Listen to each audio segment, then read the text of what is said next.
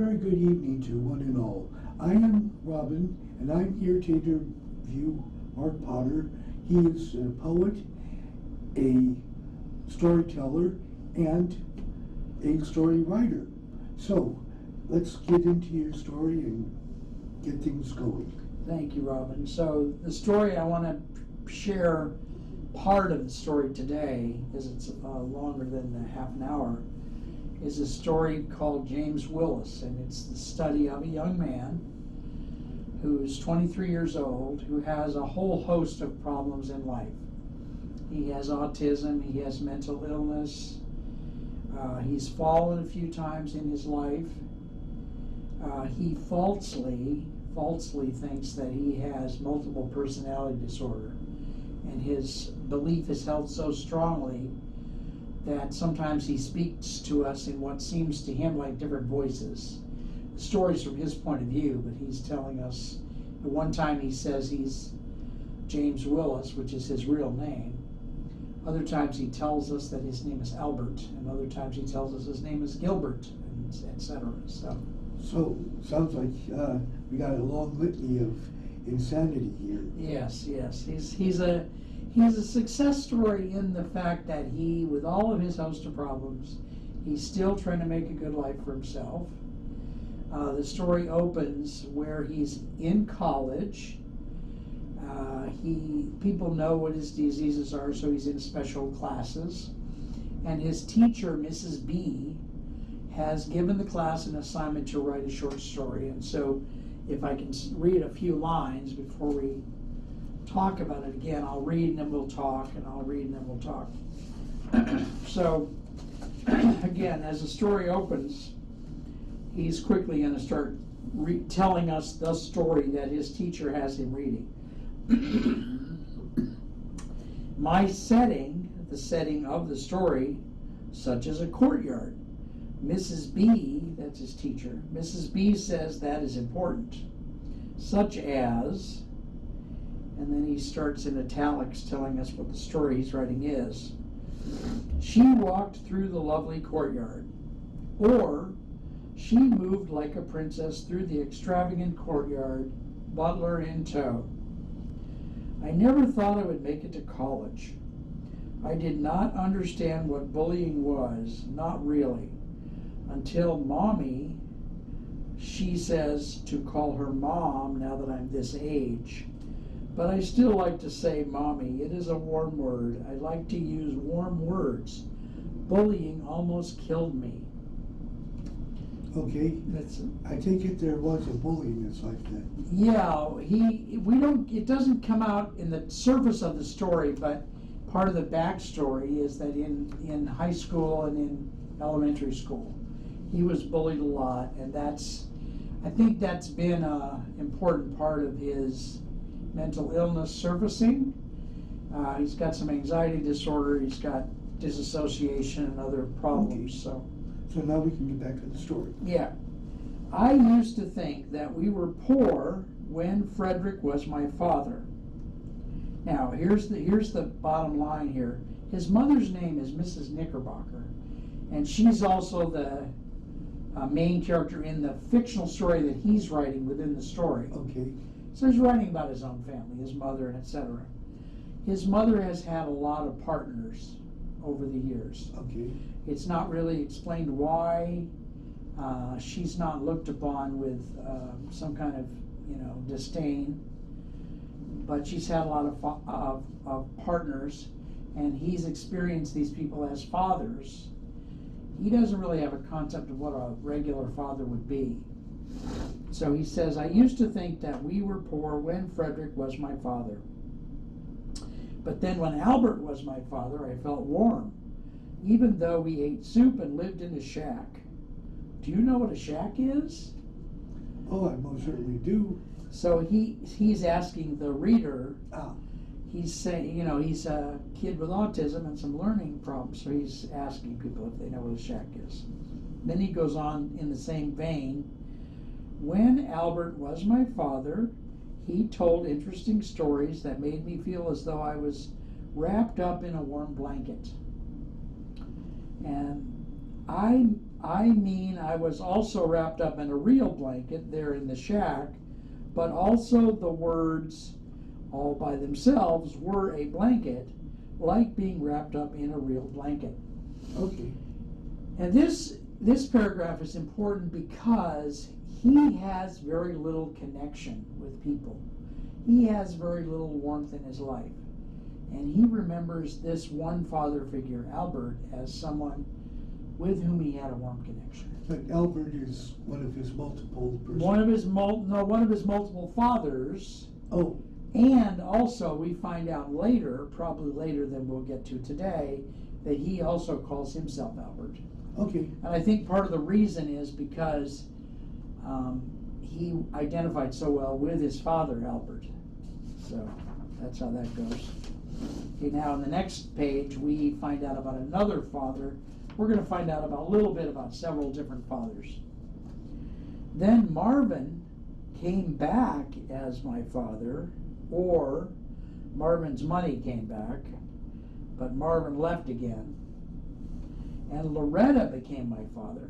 So his mother got with a woman, and her name was Loretta, but he identified her as the father, so he calls her Father Loretta.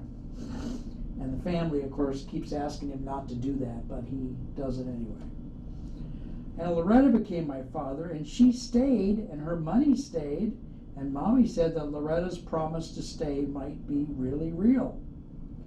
Anyway, my story for my teacher, Mrs. B. So now he's going back to telling us the fictional story he's writing within the story. Here's the next part of his story. The Leaves in the courtyard enjoyed seeing Mrs. Knickerbocker pass by each morning at 9:47 a.m. Mrs. K had worked so hard to make her money, coming up from nothing, fighting her vicious husband for control of the company. Mrs. K walked conquering through the courtyard at 9:47 a.m. So that's his fictional story inside the story. Okay. Now we're going to go back to him talking to us. The point of the story that Mrs. B is teaching us in class is for me to have a warm feeling toward wealthier people. Now it's interesting because his mother's pretty wealthy, and Loretta, his mother's partner, is also wealthy.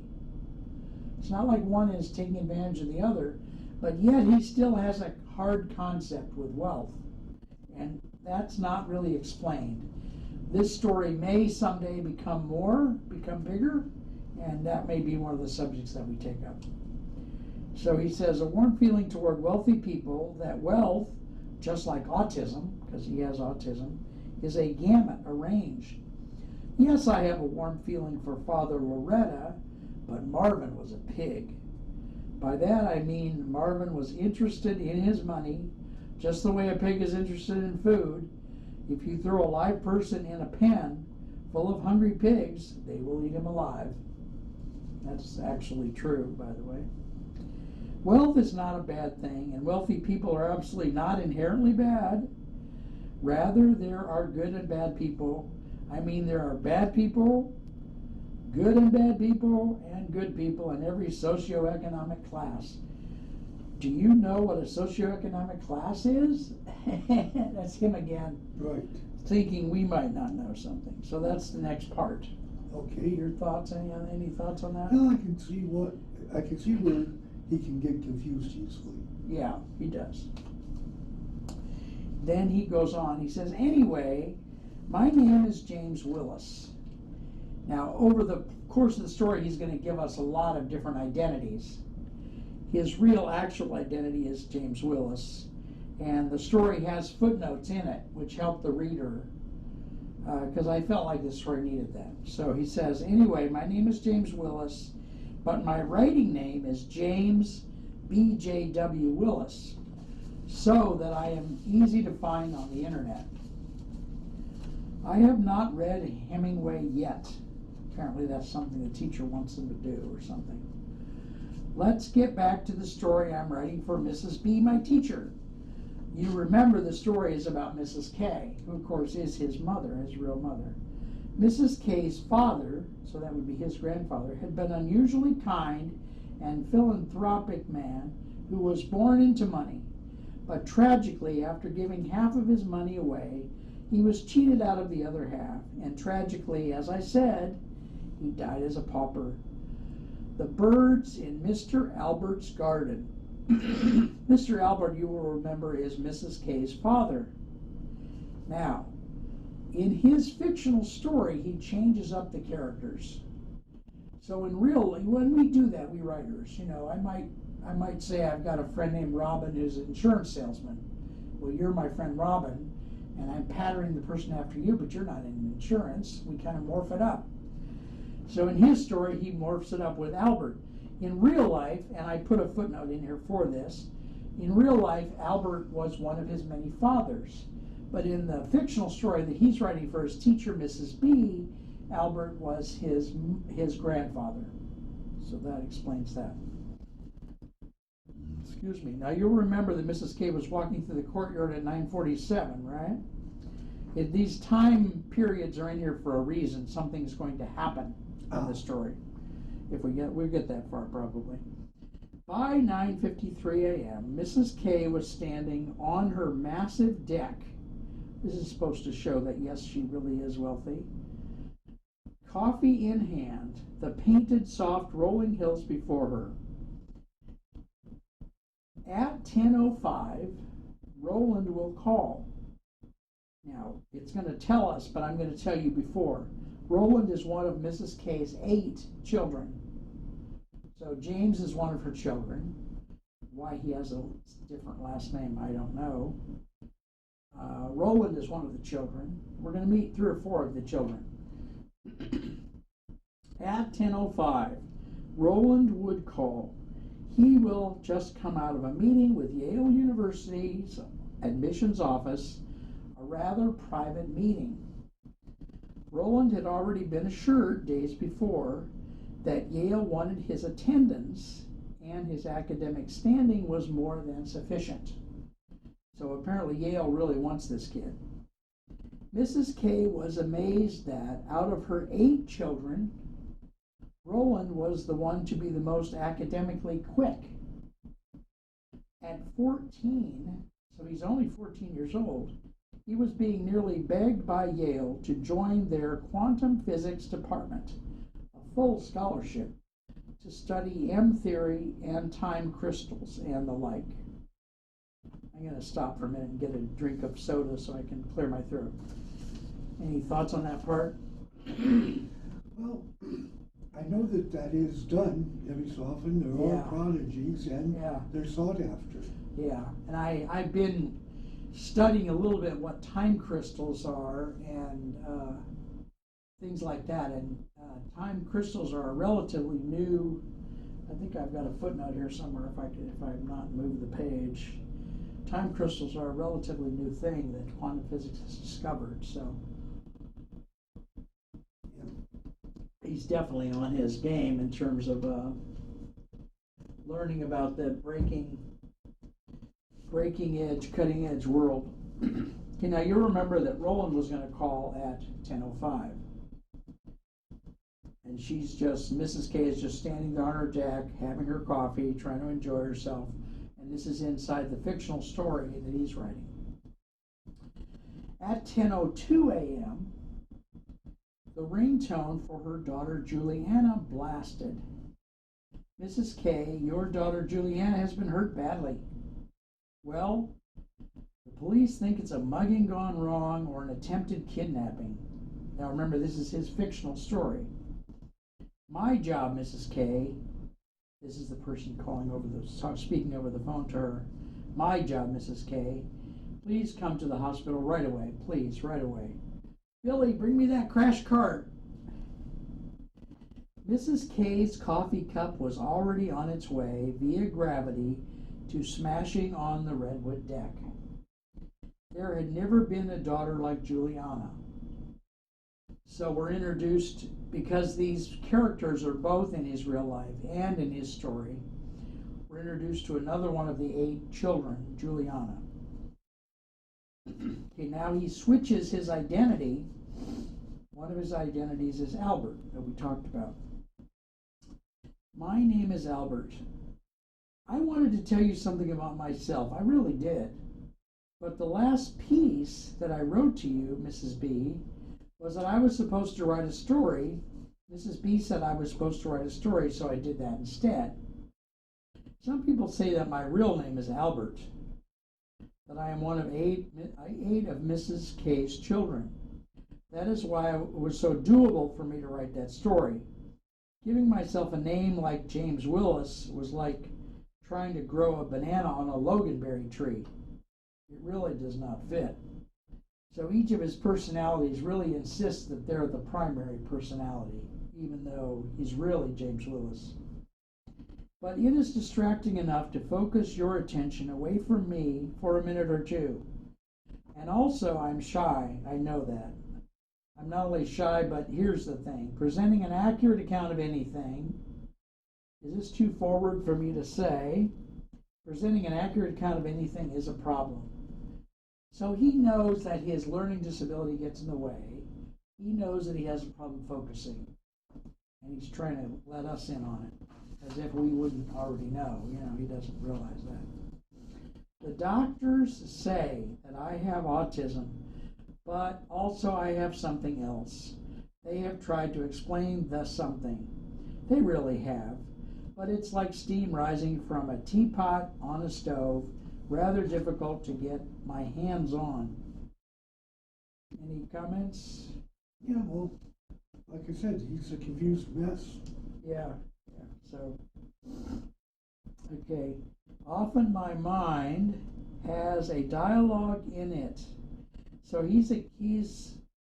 think he's a little bit aware. Most people with multiple personality disorder in real life have a hard time knowing the other personalities exist. They switch back and forth, but it's usually separate. But his is a false personality disorder, and therefore he really realizes the others do exist. Excuse me. Often my mind has a lot of dialogue in it. I do sometimes hear suggestions of things that I should do coming out of my own mind, not from Mom or any of her friends.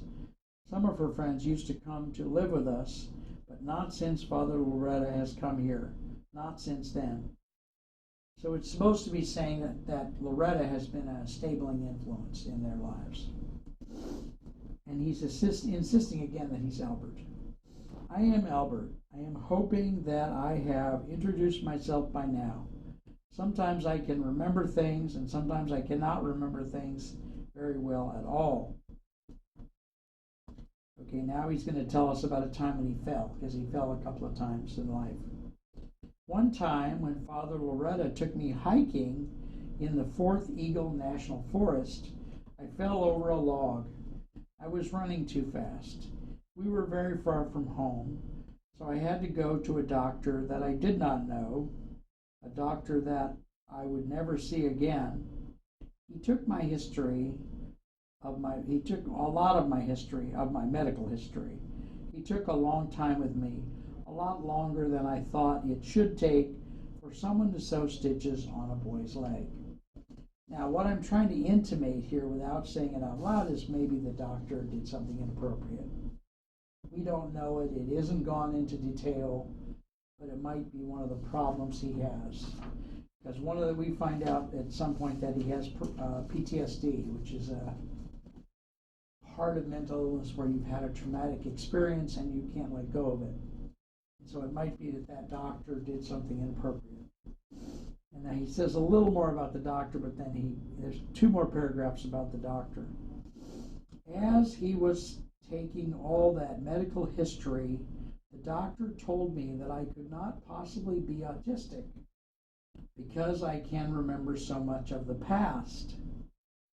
And again, this is here because the way I've got it envisioned in my mind, the doctor is trying to compliment him, trying to win him over. He knows better in terms of the autism. He says, because I can remember so much of the past, so much from long ago. And then he says, what? So many doctors by then had said I do have autism. What does that old country doctor know anyway? So maybe he's allowing himself some anger about the doctor. When I told him that I hit my head once and fell off Father Melvin's, we had a Marvin, now we have a Melvin, fell off Father Melvin's boat, which was really a yacht. By then, Dr. Lighthizer was busy doing something else, and he was no longer listening to me. So the doctor kind of may have had his way with him, and then, was very dismissive. That's written, why it's written that way. Part 3 is called Gilbert, and it's implying that if, interrupt me if you want to say something. No, I'm just trying to grasp all the loose ends. Yeah, so I've had several readers read it, and people do like this story. It's a complex story, but I've had some good reviews about it already. I've had 3 or 4 readers. I've had maybe 10 readers, and 3 or 4 of them got back to me. So that's actually a good good ratio. Percentage. Yeah. Yep. Okay, so part 3 is about Gilbert, and that's another one of his personalities. Okay. The truth is that I do not know who I am, nor do I know who my parents were. Now, it is true that his last name is Willis, and her name is Knickerbocker, so maybe she adopted him, maybe who knows? We don't know. I live in this luxurious ditch. Okay. Now, he's Gilbert now, right? So he's telling us another personality. I live in this luxurious ditch, the envy of everyone in the camp. My part of the ditch is high enough that rain drains through it. Generally speaking, as a general rule, water does not sit in this ditch. I have a few short 2x4s crosswise in the ditch so that the water runs under me in all but the most ferocious rains. So he's imagining himself what it turns out to be in a few minutes is he's imagining himself to be a homeless person. And the reason he is because when he goes to his friend has a bicycle shop, and he goes there, his friend's mother makes him lunch each day. So he's imagining himself to be a homeless person in this part of it. Most nights there is a yellow Chevy Spark. That's a kind of car, a little subcompact. Most nights there is a yellow Chevy Spark in the parking lot across the creek, and it comforts me to imagine that it is my very own. And in the morning I'm going to get in that yellow Miracle and calmly drive away from this thief-infested camp and the living hell that it indeed is. And if you've ever lived in a homeless camp, you know they can be, people can steal your stuff, and the cops can come by and bust up the camp, and all kinds of stuff. Why is life so, and Gilbert is thinking about the thief-infested camp, and so he writes this paragraph. Why is life so unendingly painful? Where is the relief from that pain?